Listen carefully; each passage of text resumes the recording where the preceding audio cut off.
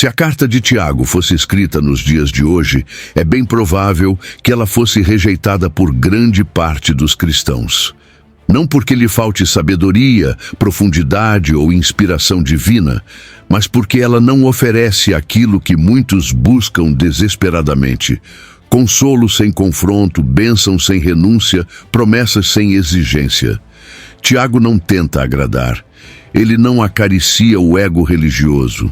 Ele rasga as máscaras com palavras afiadas, denuncia a fé sem obras, expõe o favoritismo disfarçado de amor cristão e chama de adultério a amizade com o mundo.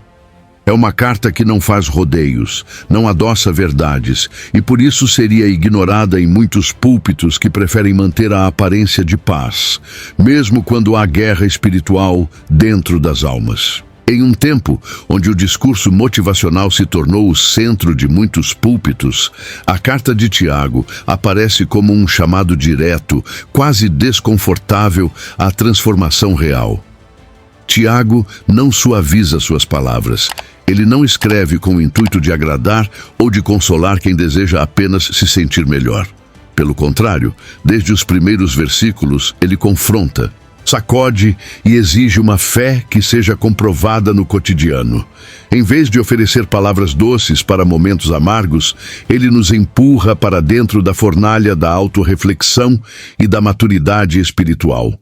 O que ele escreve, se fosse lido hoje como foi escrito, causaria silêncio em muitas igrejas, onde o que se espera é alívio emocional imediato e não confronto com pecados enraizados. Tiago escreve para comunidades cristãs que estavam dispersas, enfrentando dificuldades, mas em nenhum momento ele usa o sofrimento como desculpa para a estagnação espiritual. Ao contrário, ele diz que a provação é o caminho que aperfeiçoa a fé. A dor, segundo ele, não é algo a ser apenas suportado, mas uma ferramenta divina para produzir constância. Isso confronta diretamente a visão moderna que busca conforto acima de tudo e que associa sofrimento quase sempre a fracasso espiritual. Tiago não oferece atalhos, ele oferece profundidade. E essa profundidade, por exigir rendição, é exatamente o que muitos evitam ao buscar apenas palavras de consolo. Quando ele afirma que a verdadeira religião é aquela que cuida dos órfãos e das viúvas e se mantém incontaminada do mundo, ele quebra o molde do que muitos entendem por espiritualidade. Não se trata apenas de ir à igreja ou de repetir frases prontas. A fé, para Tiago, é prática, é ação, é transformação visível. E esse tipo de fé, quando cobrada nos dias de hoje, costuma ser descartada como legalismo ou religiosidade fria. Mas o que ele apresenta é, na verdade, o cristianismo em sua forma mais viva e autêntica. Se a carta de Tiago fosse lida hoje, sem filtros, sem floreios, apenas como está, muitos a ignorariam.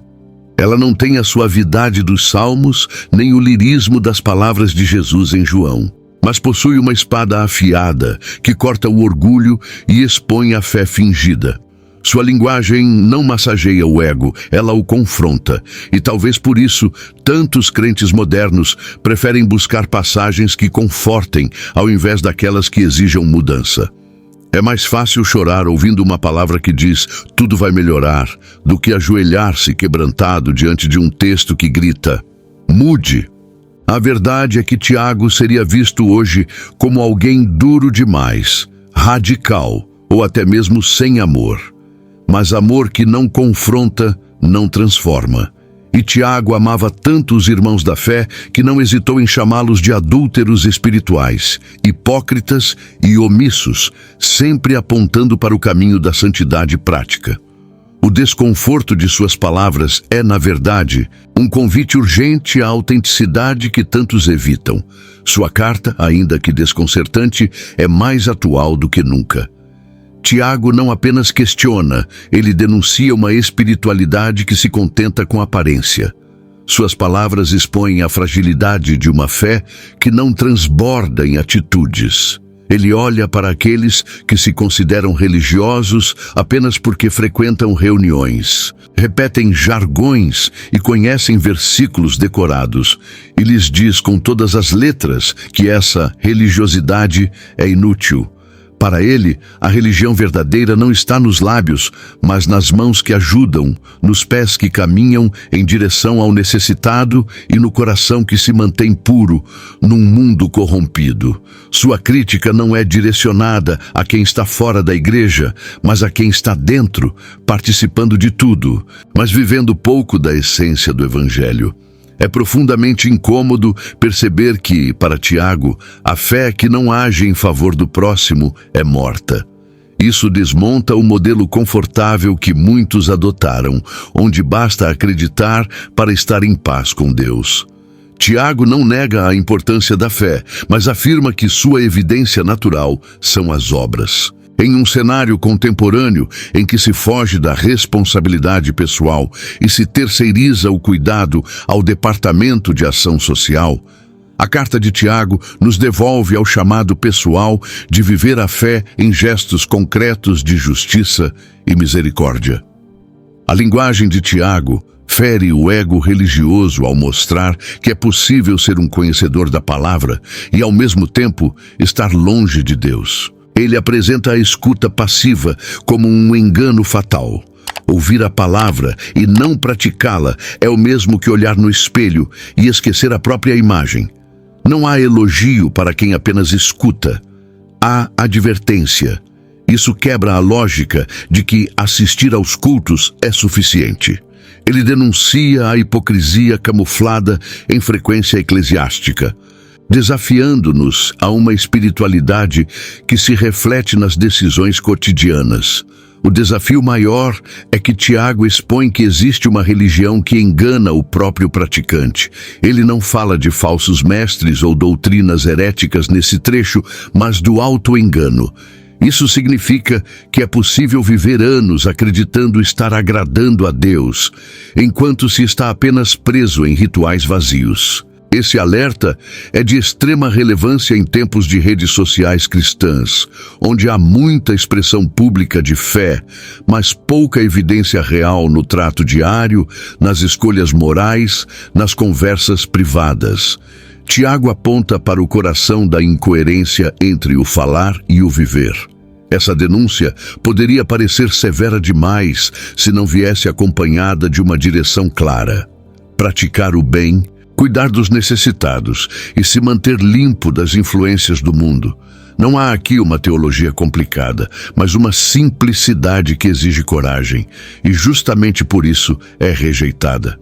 O simples, quando exige mudança, é mais difícil de aceitar do que o complexo que apenas entretém. Tiago, ao contrário de discursos que giram em torno do bem-estar pessoal, nos confronta com o peso da responsabilidade de viver a fé com integridade. Quando Tiago afirma que a língua é um pequeno membro capaz de incendiar uma floresta inteira, ele não está usando metáforas poéticas, mas revelando uma realidade espiritual e emocional devastadora. A boca, para ele, é um termômetro da alma, e o que sai dos lábios de alguém revela, de forma clara, o estado do coração. Esse ensino confronta uma cultura em que o falar o que pensa é exaltado, mesmo quando destrói. Em tempos de comentários ácidos em redes sociais, de fofocas travestidas de oração e de julgamentos disfarçados de preocupação, o ensino de Tiago ecoa como um trovão. A língua pode contaminar todo o corpo e colocar em chamas o curso da existência. O mais impressionante é que ele escreve isso para crentes, gente que ora, que louva, que prega, mas que com a mesma boca amaldiçoa o irmão. Tiago não tolera essa duplicidade. Ele diz que de uma mesma fonte não pode jorrar água doce e amarga. Ou seja, quem usa a boca para glorificar a Deus não pode usar a mesma boca para atacar, humilhar ou disseminar ódio. Essa confrontação é dura, especialmente em ambientes onde o desabafo virou desculpa para a falta de domínio próprio. Ele está dizendo com todas as letras que se a nossa fé não alcançou a nossa forma de falar, ela ainda não é madura. Tiago vai além ao dizer que ninguém consegue domar a língua. Isso não é um convite ao conformismo, mas um alerta à dependência de Deus. É como se ele dissesse: por si só, você vai continuar ferindo pessoas com suas palavras, mas se for guiado pelo Espírito, sua boca será fonte de vida. O problema hoje é que poucos reconhecem o mal que causam com o que dizem. Há um tipo de liberdade de expressão no meio cristão que virou licença para ferir. E a carta de Tiago é um grito contra isso, um apelo urgente por coerência entre fé e fala. Ele compara a língua a um leme pequeno que direciona todo um navio. Isso mostra que mesmo pequenas palavras, aparentemente inofensivas, podem desviar destinos, arruinar relacionamentos, destruir reputações. Quantas famílias foram dilaceradas por uma frase maldosa? Quantas igrejas se dividiram por causa de comentários sem freio? Tiago sabia do poder da palavra e, por isso, clama por vigilância e sabedoria no falar. Diante desse alerta, resta uma pergunta silenciosa que ecoa dentro de cada um. Como temos usado a nossa boca? Quando foi a última vez que nossas palavras curaram, ao invés de ferir? A carta de Tiago nos chama a uma reforma na linguagem, a um compromisso com a edificação. Não se trata apenas de evitar palavrões, mas de recusar toda palavra que não traga graça, verdade ou amor. Num tempo em que todos querem falar, poucos querem calar para refletir. E essa é uma das maiores urgências espirituais do nosso tempo. Tiago não tenta suavizar uma verdade que muitos preferem ignorar. A fé que não produz frutos é inoperante sem vida. Ele não está falando de uma fé teórica, que se contenta com a ortodoxia doutrinária, mas de uma fé que se revela na prática diária, nas escolhas difíceis, nos gestos que custam algo. Em sua carta, ele chega a dizer que crer em Deus por si só não é mérito algum. Até os demônios creem e tremem. O verdadeiro cristianismo para ele é visível. Não se limita à crença interna, mas se manifesta em atitudes que refletem o caráter de Cristo. O trecho mais conhecido sobre isso está em Tiago, capítulo 2, versículo 17, onde ele afirma com clareza: a fé, se não tiver obras, é morta em si mesma. Muitos cristãos modernos vivem uma fé de banco, presente aos domingos, ausente no restante da semana. É uma fé confortável, que não exige entrega, que não transforma o modo de tratar os outros, nem muda a forma de lidar com o dinheiro, a família ou o tempo. Essa fé, embora pareça viva, está em estado de decomposição espiritual.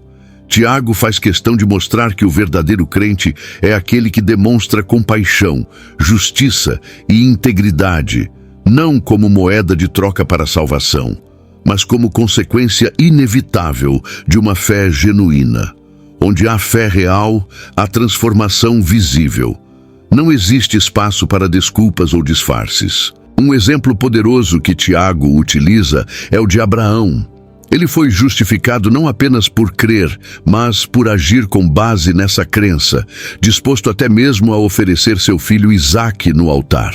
Essa fé que se traduz em ação é o que separa os religiosos dos discípulos.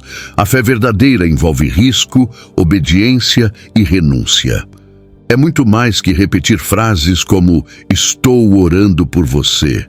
É se dispor a ajudar, a sustentar, a carregar o fardo do outro. No ambiente atual das igrejas, onde muitos se acomodam ao papel de espectadores, Tiago nos obriga a levantar e agir. E talvez o ponto mais incômodo seja esse. Tiago não está criticando os incrédulos. Ele está falando com aqueles que professam a fé. Isso significa que a carta é uma chamada à responsabilidade pessoal de quem já conhece o Evangelho. Muitos fogem dessas exigências chamando-as de obras da carne ou peso da lei, mas na verdade são expressões de uma fé viva. Quem vive uma fé autêntica, inevitavelmente, faz a diferença no mundo ao seu redor. Não por obrigação, mas porque foi transformado por dentro. A obra é a resposta natural de um coração regenerado. É por isso que, se Tiago pregasse hoje em muitos púlpitos, seria visto como alguém que está colocando peso nas pessoas, mas na verdade ele estaria retirando a venda de uma fé ilusória.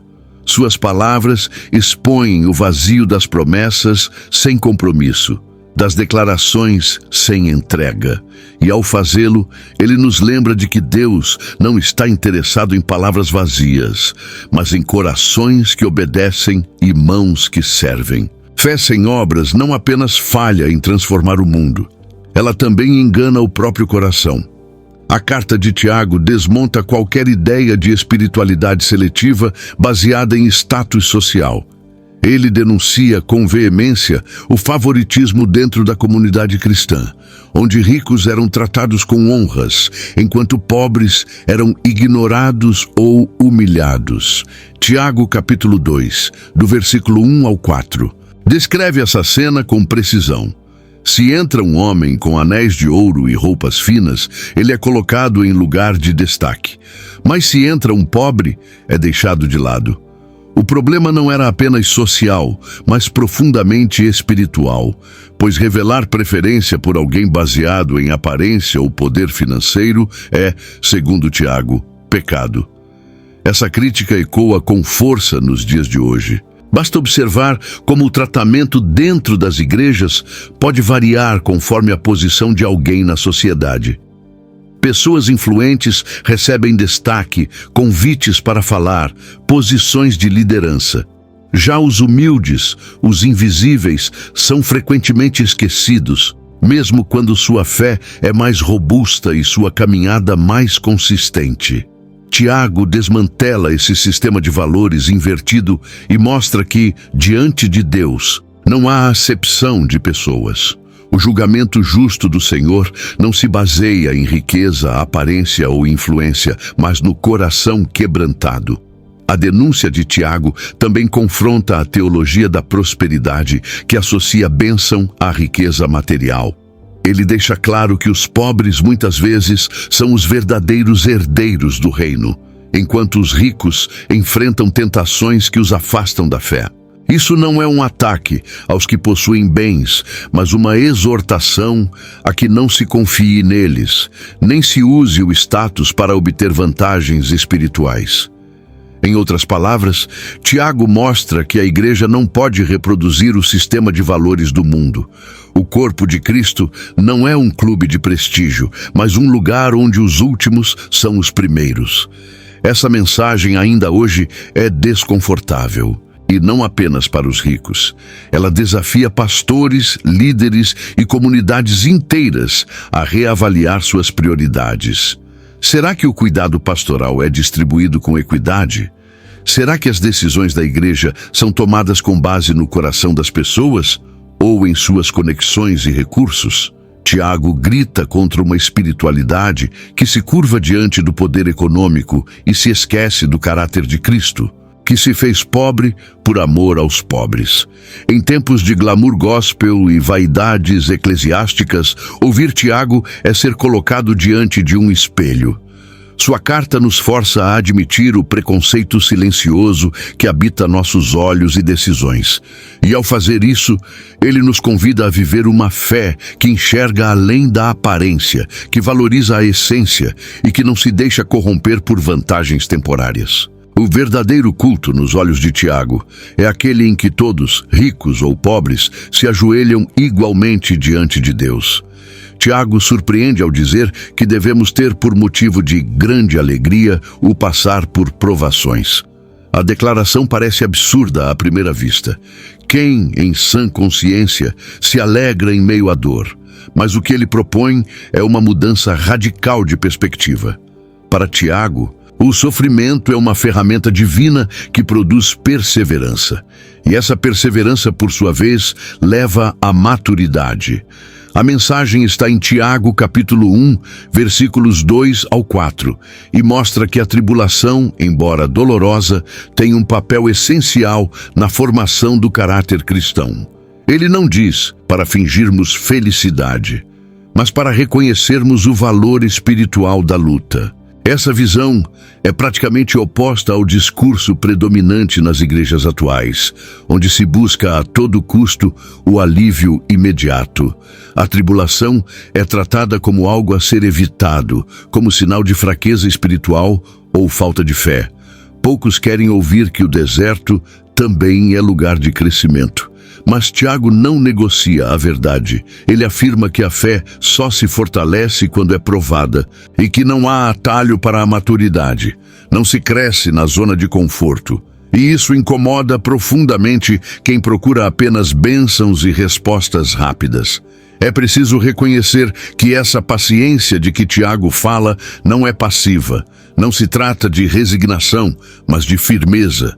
É uma resistência ativa que se recusa a desistir, mesmo quando tudo parece contrário.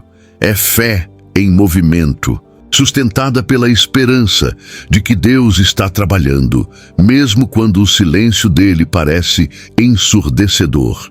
Tiago nos ensina que o tempo da espera não é tempo perdido, mas lapidação. Quem resiste, quem permanece firme, está sendo moldado à imagem de Cristo. Ele também aponta para o exemplo dos profetas e de Jó, figuras que suportaram o sofrimento com dignidade e fé. Essas referências não são apenas históricas, mas espirituais. Elas mostram que a paciência na dor é uma marca dos servos de Deus. Em vez de prometer caminhos fáceis, Tiago nos convida a trilhar a estrada estreita, com os olhos fixos na recompensa eterna, e não nos resultados imediatos. E essa é uma mensagem que desafia o imediatismo e o hedonismo da fé moderna. O conselho de Tiago, ter paciência na tribulação, parece impopular, mas é um dos maiores tesouros espirituais da caminhada cristã. Ele nos lembra de que a fé não serve apenas para os dias bons, mas, sobretudo, para os dias maus. E que, em meio à dor, existe um propósito maior sendo realizado. Quando entendemos isso, a prova deixa de ser um fardo sem sentido e passa a ser parte do processo divino que nos conduz à maturidade. A sabedoria prática que Tiago compartilha não é fruto de especulação teológica, mas de uma percepção aguçada da natureza humana e dos conflitos da vida real. Em Tiago, capítulo 1, versículo 19, ele declara: "Todo homem seja pronto para ouvir, tardio para falar, tardio para se irar." Em uma sociedade marcada pela impulsividade, essa simples frase se torna um desafio quase impossível. O apóstolo confronta diretamente a tendência humana de reagir antes de refletir, de falar antes de entender e de se irar antes de discernir. É como se ele estivesse escrevendo diretamente para os dias de hoje, onde todos querem ter voz, mas poucos querem ouvir de verdade. No ambiente digital, por exemplo, essa exortação soa como um grito de alerta. As redes sociais criaram um espaço onde opiniões são disparadas como tiros, muitas vezes sem filtro, sem empatia e sem conhecimento. A cultura do textão opinativo e das respostas imediatas entrou também na espiritualidade. Pessoas discutem doutrina, julgam líderes e condenam irmãos com base em aparências e impressões. Tiago, ao contrário, nos convida a desenvolver a escuta profunda, aquela que se silencia para entender antes de julgar. E isso exige humildade, uma virtude rara nos debates espirituais e relacionais da atualidade. Mas Tiago não se limita a falar sobre o ouvir. Ele vai além ao tratar da ira como um fator que bloqueia a justiça divina. A ira humana, segundo ele, não opera a justiça de Deus. Isso desmonta a ideia de que todo sentimento de indignação é legítimo ou santo.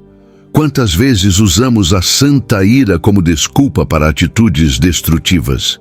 O apóstolo aponta que a ira, mesmo quando parece justificada, pode ser fruto do orgulho ferido, da impaciência ou da falta de domínio próprio.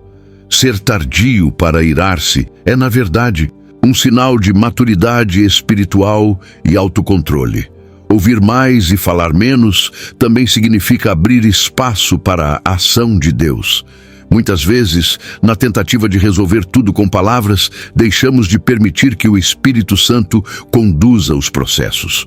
Um coração que escuta mais é um coração disponível para ser moldado. Um coração que fala menos é menos propenso a tropeçar, como Tiago mesmo explica em outro trecho de sua carta. E um coração que se ira devagar revela que a fé já alcançou os cantos mais difíceis da alma, aqueles onde a carne grita por justiça própria. A simplicidade desse conselho esconde uma profundidade transformadora. Ele não propõe técnicas de comunicação, mas uma mudança de postura interior. Um cristão que pratica essa tríade, ouvir, falar com cautela e controlar a ira, se torna um agente de paz em um mundo em ebulição. E esse tipo de espiritualidade prática é, sem dúvida, um dos maiores desafios que Tiago nos apresenta. Não se trata de mudar o tom da voz, mas de permitir que Deus mude o tom da alma. Poucas coisas são tão perigosas quanto a ilusão de que o conhecimento bíblico, por si só, é sinônimo de espiritualidade. Tiago demole essa ideia ao afirmar, no capítulo 1, versículo 22, sejam praticantes da palavra e não somente ouvintes, enganando a si mesmos. Ele denuncia um tipo de fé que se satisfaz em ouvir sermões, participar de estudos bíblicos e se emocionar com palavras profundas, mas que não se traduz em mudança real de vida. Essa fé, embora pareça viva, está presa no engano do autoengrandecimento espiritual. O mais alarmante é o foco de Tiago. O engano não vem de fora, mas de dentro. É o próprio crente quem se engana ao achar que está bem com Deus apenas por consumir conteúdo espiritual. Ele compara essa atitude a alguém que olha para o espelho, vê suas falhas e logo se esquece do que viu. É um retrato de muitos cristãos que, após uma pregação impactante, dizem: Deus falou comigo, mas seguem com os mesmos hábitos, os mesmos pecados e as mesmas desculpas.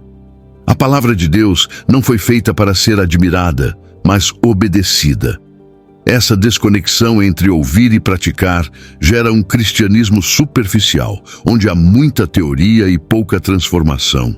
Pessoas podem conhecer profundamente as Escrituras e, ainda assim, viver vidas marcadas pela ira, pela mentira, pela cobiça e pela vaidade. Tiago denuncia isso não com frieza, mas com urgência. Ele sabe que esse tipo de vida engana o próprio coração e cria uma falsa segurança espiritual. E esse é um dos maiores perigos que ameaçam a igreja moderna, o engano de achar que estar na igreja é o mesmo que estar em Cristo. Praticar a palavra exige disposição para mudar, humildade para reconhecer erros e coragem para obedecer. Não é algo que acontece por inércia, é uma decisão diária, muitas vezes custosa, de alinhar a vida com aquilo que se crê. A prática é o termômetro da fé verdadeira. Não importa quantas vezes alguém ouviu a Bíblia ser pregada, o que importa é o quanto permitiu que ela mudasse suas ações. A obediência é o fruto visível de uma fé genuína, e sem ela, todo o discurso religioso se torna vazio. Tiago nos confronta com a verdade de que, se não praticarmos o que ouvimos, estamos apenas construindo castelos de areia espirituais. A tempestade virá, e somente os que firmaram seus pés na obediência permanecerão de pé. A palavra não é um espetáculo para ser assistido, mas uma semente que precisa ser cultivada com seriedade. Quem não pratica, trai o Evangelho com o próprio silêncio das ações. E é exatamente esse silêncio que Tiago denuncia com tanta clareza. Tiago encerra sua carta destacando o poder da oração, mas ele não está falando de repetições decoradas ou frases eloquentes. Está se referindo a uma oração viva, carregada de fé e conduta reta. No capítulo 5, versículo 16, ele afirma que a oração feita por um justo pode muito em seus efeitos. Essa afirmação carrega um peso imenso, pois liga o poder da oração à vida do intercessor. Tiago não separa espiritualidade de integridade. A eficácia da oração está diretamente relacionada ao caráter daquele que ora.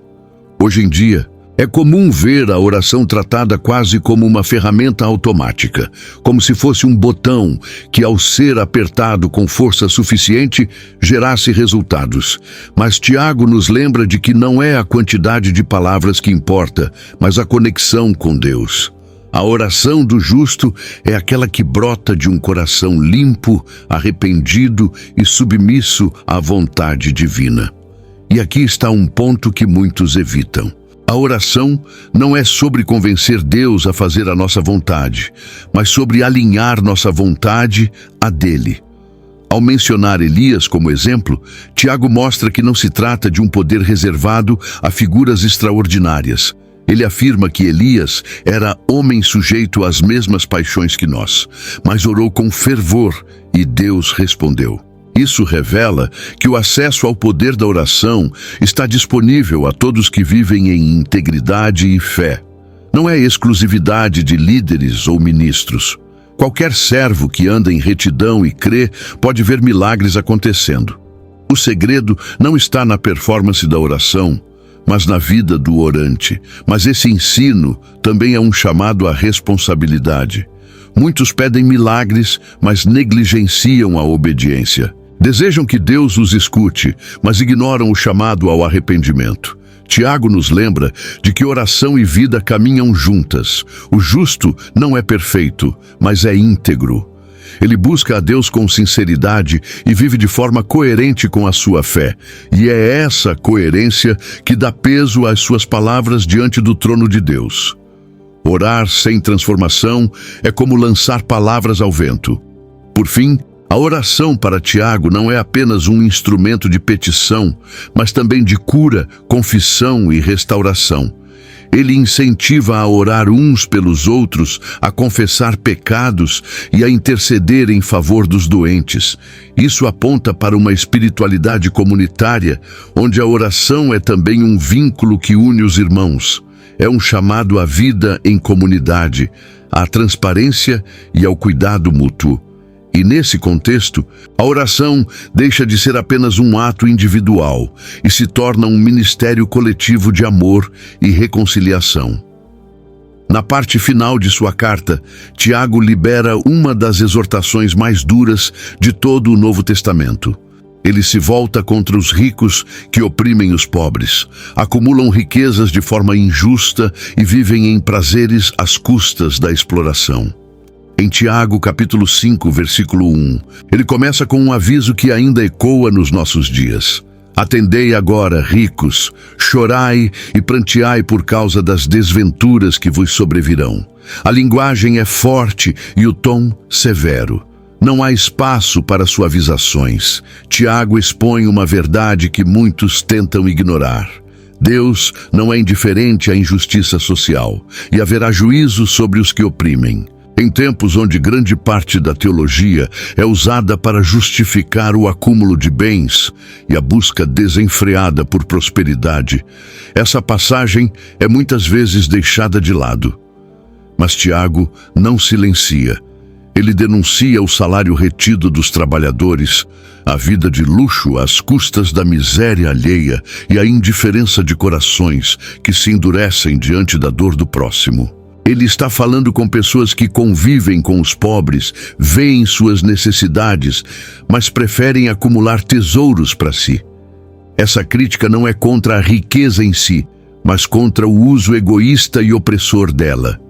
A mensagem atinge com força também o sistema religioso que, por vezes, se alia aos poderosos em troca de favores, ignorando os pequenos, os invisíveis, os que sofrem em silêncio. A igreja que Tiago desenha em sua carta é uma comunidade sensível à dor, onde a fé não tolera desigualdade e o evangelho não é negociado com os poderosos. Quando ele fala que o clamor dos ceifeiros chegou aos ouvidos do Senhor dos Exércitos, ele está dizendo que Deus escuta a injustiça e que ela não passará impune. Isso deveria causar temor em qualquer coração envolvido, direta ou indiretamente. com sistemas opressores. Mas essa parte da carta não é apenas uma acusação, é também uma convocação à consciência. Ela desafia cada cristão a olhar para sua própria vida e refletir sobre como lida com recursos, privilégios e oportunidades. A fé bíblica sempre esteve ligada à justiça. Desde os profetas até o ministério de Jesus, Deus se revelou como defensor dos oprimidos e juiz dos opressores. Tiago apenas continua essa tradição profética, com a coragem que muitos perderam ao adaptar o Evangelho às conveniências modernas. A carta de Tiago nos força a reavaliar nossos valores. O que realmente importa? O que temos feito com o que temos? Ignorar esse trecho da Escritura é correr o risco de ouvir apenas o que massageia o ego, desprezando o que transforma o caráter. O Deus de Tiago é o mesmo hoje, um Deus que ouve os injustiçados e exige que seu povo viva com retidão, compaixão e coragem diante das estruturas injustas do mundo. Em um dos trechos mais incisivos da carta, Tiago revela como motivações ocultas podem corromper até mesmo aquilo que parece espiritual. Em Tiago, capítulo 3, versículo 14, ele diz: Se tendes amarga inveja e sentimento faccioso em vosso coração, não vos glorieis, nem mintais contra a verdade. Aqui, o apóstolo vai além das ações externas e toca em algo mais profundo: as intenções. Ele denuncia uma sabedoria que não vem do alto, mas é terrena, animal e diabólica, movida por ciúmes, competição e ambição pessoal, mesmo quando disfarçada de zelo pelo reino. Essa revelação é desconcertante. Muitas vezes, o que aparenta ser defesa da verdade é, na verdade, disputa de ego. Tiago expõe que a inveja não se limita ao desejo por bens materiais, mas também se manifesta em ambientes espirituais, onde há disputa por posição, reconhecimento e influência. Líderes e membros podem, conscientemente ou não, desejar o lugar do outro, a atenção do outro, os dons do outro. E tudo isso pode ser escondido sob um discurso bonito de compromisso com a obra de Deus. Tiago alerta que onde há inveja e ambição egoísta, aí há confusão e toda obra perversa. Isso significa que mesmo em ambientes aparentemente piedosos, pode haver fermento de divisão, contaminação de relacionamentos e bloqueio da ação do Espírito. Quantas igrejas já se fragmentaram por causa de disputas internas mascaradas de diferença teológica? Quantos ministérios foram desacreditados por causa de sentimentos não confessados de rivalidade? Tiago desmascara essa falsa espiritualidade com precisão cirúrgica. A alternativa que ele propõe é buscar a sabedoria que vem do alto, pura, pacífica, amável, compreensiva, cheia de misericórdia e bons frutos. Essa sabedoria é evidenciada não por argumentos teológicos ou por títulos religiosos, mas por frutos relacionais. Quem a possui promove paz, edifica pontes e evita contendas. É uma sabedoria que constrói, não que destrói. Tiago está ensinando que o verdadeiro espiritual é o pacificador, não o polemista. Diante disso, cada um de nós é chamado a sondar o coração. Por trás da nossa atuação cristã existe contentamento ou comparação. Estamos buscando o reino ou tentando provar algo para os outros? Tiago nos lembra de que Deus vê além das palavras. Ele conhece as intenções. E só quando permitimos que Ele limpe até mesmo as motivações mais profundas, é que nos tornamos vasos úteis para a verdadeira sabedoria celestial. Talvez um dos termos mais fortes usados por Tiago em toda a sua carta seja aquele que aparece em Tiago, capítulo 4, versículo 4. Adúlteros, não sabeis vós que a amizade do mundo é inimizade contra Deus? O uso da palavra adultério não é acidental. Ele quer mostrar que o envolvimento com o sistema de valores do mundo não é apenas um erro, mas uma traição ao relacionamento com Deus. É uma quebra de aliança, uma infidelidade espiritual. E essa verdade, ainda que desconfortável, continua ecoando com urgência nos dias atuais. A questão aqui não é ter contato com o mundo, afinal, vivemos nele, mas adotar seus valores, se moldar à sua lógica, buscar sua aprovação. Tiago fala contra uma vida dividida, um pé no altar e outro na cultura secular, tentando agradar a Deus e ao mesmo tempo ser aceito pelo sistema. O problema não é o mundo como criação, mas o mundo como estrutura caída que valoriza o ego, a ganância, o hedonismo e a superficialidade. É esse sistema que Tiago chama de inimigo de Deus. E fazer amizade com ele é optar por um estilo de vida que rejeita o senhorio de Cristo. Nos dias de hoje, esse adultério espiritual assume formas mais sutis.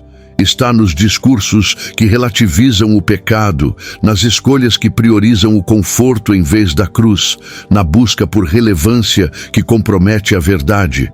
Está em cristãos que negociam princípios em nome de um evangelho mais atraente. E Tiago grita contra isso.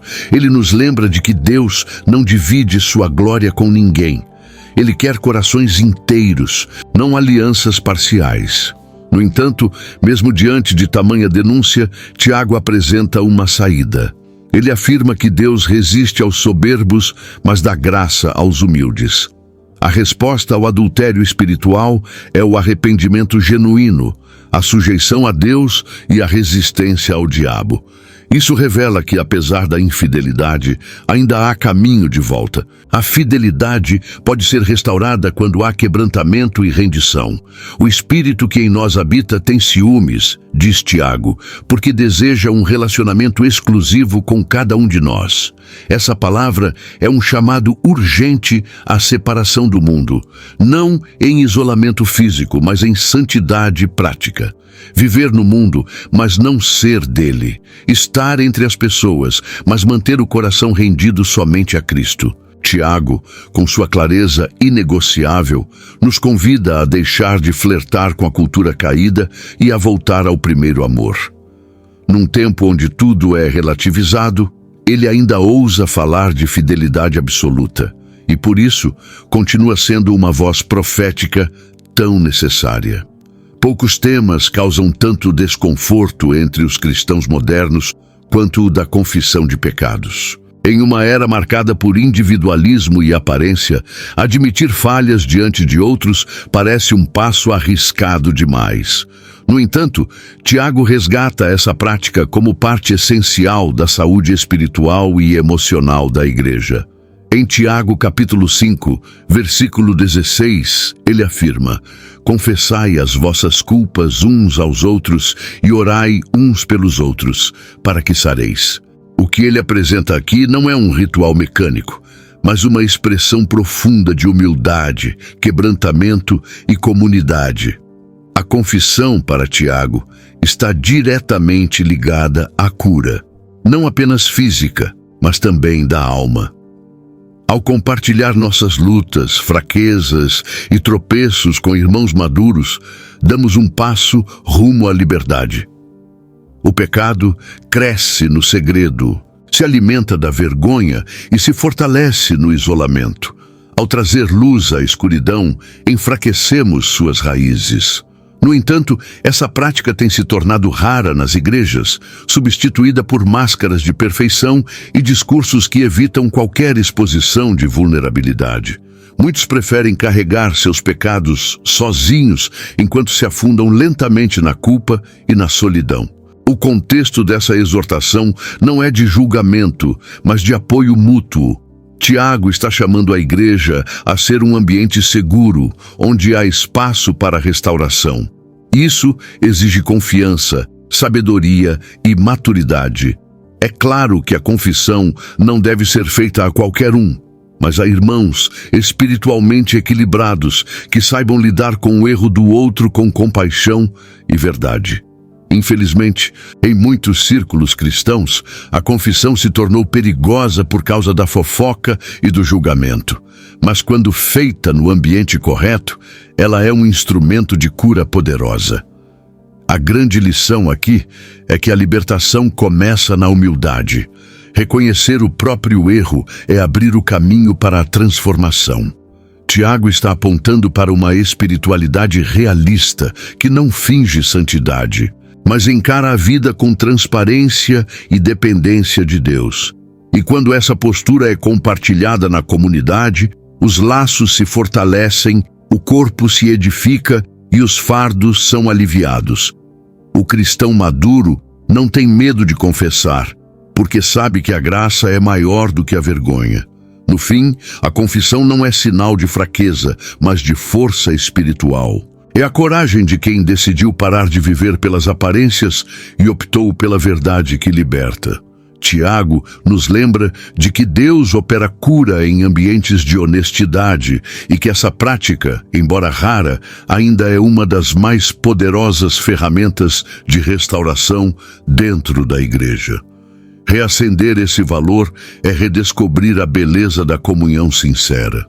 Desde o início de sua carta, Tiago deixa claro que a fé genuína será testada, mas ao se aproximar do fim, ele retoma esse ponto com ainda mais ênfase. Em Tiago capítulo 5, versículos 10 e 11, ele lembra dos profetas e de Jó como exemplos de perseverança no sofrimento. Essa não é uma menção casual. Ele quer nos mostrar que a verdadeira maturidade espiritual não se mede pelo número de vitórias alcançadas, mas pela capacidade de permanecer firme quando tudo parece ruir. A fé que sobrevive à dor é mais preciosa do que qualquer conquista. A cultura contemporânea rejeita o sofrimento. Há uma aversão generalizada à espera, à dor, à frustração. O cristianismo, influenciado por esse pensamento, acabou absorvendo uma versão triunfalista da fé, aquela que associa bênção à ausência de dor. Mas Tiago desmantela essa ilusão. Ele não apenas aceita o sofrimento como parte da jornada cristã, mas o coloca como uma evidência da fé verdadeira. O crente perseverante não é o que nunca cai, mas o que insiste em levantar dia após dia com os olhos fixos no caráter de Deus. Ao citar Jó, Tiago não está exaltando um homem que apenas suportou a dor, mas alguém que manteve sua integridade mesmo em meio ao caos. Jó perdeu tudo, mas não perdeu sua confiança no Senhor. E Tiago conclui dizendo: "Vistes o fim que o Senhor lhe deu, porque o Senhor é cheio de entranhas e de misericórdia." Ou seja, a perseverança não é um castigo, mas um caminho que revela a compaixão e a fidelidade de Deus. Quem permanece, vê. Quem resiste, alcança. Quem não desiste, amadurece.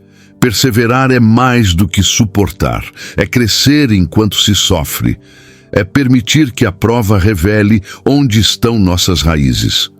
Tiago não está oferecendo consolo barato, mas uma visão mais elevada. A fé que resiste às tempestades é aquela que foi edificada sobre a rocha. Muitos desejam milagres, mas poucos querem ser moldados no processo. Mas é justamente no fogo da adversidade que os verdadeiros servos são lapidados. E essa perseverança, embora invisível aos olhos humanos, é preciosa aos olhos de Deus. Esse chamado à constância é talvez um dos aspectos mais negligenciados na espiritualidade atual. Estamos rodeados de promessas de sucesso, mas carentes de exemplos de resistência.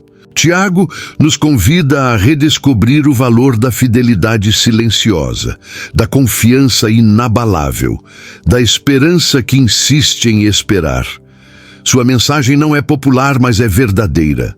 A fé que chega ao fim é aquela que foi forjada nas provações do caminho. Tiago encerra sua carta com um apelo surpreendente. Em vez de terminar com uma bênção, como era comum nas epístolas, ele conclui com um chamado à responsabilidade fraternal. Em Tiago, capítulo 5, versículos 19 e 20, ele escreve: "Se algum dentre vós se desviar da verdade e alguém o converter, saiba que aquele que converter o pecador do erro do seu caminho salvará da morte uma alma e cobrirá uma multidão de pecados." A ênfase aqui está na missão silenciosa, quase esquecida, de buscar aqueles que se perderam. É um ato de amor que exige coragem, empatia e compaixão. Esse chamado é especialmente urgente num tempo em que o afastamento da fé se tornou comum e muitas vezes ignorado. Pessoas saem da igreja, se desviam dos caminhos de Deus e raramente alguém vai atrás. A comunidade de fé, muitas vezes, observa a queda de um irmão com indiferença ou julgamento, quando o que Tiago propõe é o oposto, uma busca ativa, cheia de graça. Resgatar alguém não é se colocar como juiz, mas como servo. É reconhecer que todos somos suscetíveis a cair e que restaurar é tão espiritual quanto evangelizar. O desvio que Tiago menciona não se refere apenas à heresia doutrinária, mas ao afastamento da prática da fé, à perda do fervor, à entrega ao pecado. E o chamado para resgatar é feito a todos, não apenas aos líderes. Cada cristão é convocado a cuidar do outro, a zelar pela vida espiritual dos irmãos, a manter os olhos abertos para perceber quando alguém está se apagando lentamente. Isso exige sensibilidade, disposição e, acima de tudo, amor. Um amor que confronta com mansidão, que chama de volta, que não desiste. Salvar da morte e cobrir uma multidão de pecados são expressões profundas que indicam o impacto espiritual desse ato. Quando alguém volta ao caminho da verdade por causa de uma palavra, de um abraço, de uma visita, estamos participando de um milagre silencioso, mas eterno. E essa é uma missão que quase ninguém quer, pois ela envolve tempo, esforço e muitas vezes frustração. Mas é exatamente esse tipo de trabalho que revela o coração de Cristo em nós. A carta de Tiago termina com esse apelo, porque no fim das contas, a fé que ele defende desde o início é aquela que se expressa em ação. Buscar o desviado é a síntese perfeita de tudo o que ele ensinou. Fé viva, amor prático, compromisso real. Não se trata apenas de manter a doutrina pura, mas de viver uma espiritualidade encarnada, que toca, que alcança, que resgata. E talvez seja esse o maior desafio da igreja hoje. Amar o suficiente para ir atrás de quem se perdeu. Às vezes, uma palavra firme como a de Tiago nos faz revisitar caminhos antigos e perceber onde ainda precisamos crescer. Caso algo aqui tenha despertado reflexão, deixe seu comentário. Suas experiências enriquecem esta comunidade que caminha há tantos anos com fé e sabedoria. Compartilhe este vídeo com alguém que valoriza conversas sinceras sobre a vida cristã. E claro, mantenha-se por perto se inscrevendo no canal. Ainda há muito que podemos aprender juntos.